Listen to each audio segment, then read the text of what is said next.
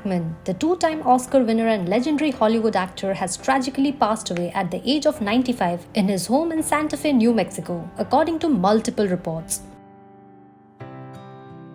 His wife, classical pianist Betsy Arakawa, and their dog were also found dead. According to reports, the discovery was made on Wednesday afternoon during a welfare check.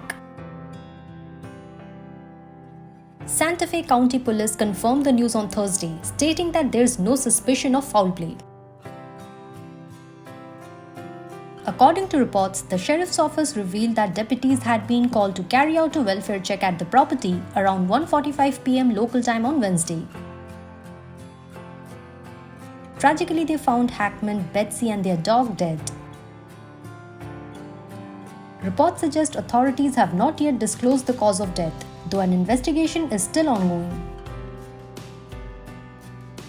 Over his extraordinary 6-decade career, Hackman won 2 Academy Awards, one for The French Connection and another for Unforgiven.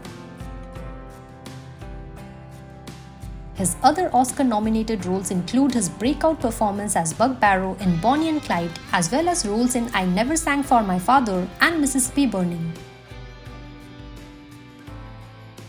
With over 100 roles in his name, Hackman was also widely recognized for his portrayal of Lex Luthor in the Superman films in the 1970s and 1980s.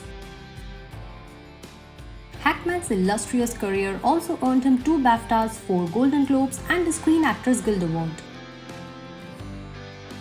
His last film appearance was in Welcome to Movesport in 2004, after which he chose to step away from Hollywood and enjoy a quieter life in New Mexico.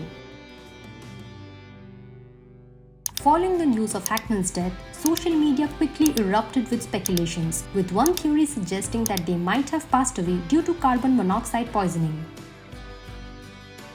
However, it has to be noted that it's just a theory for now, with no evidence.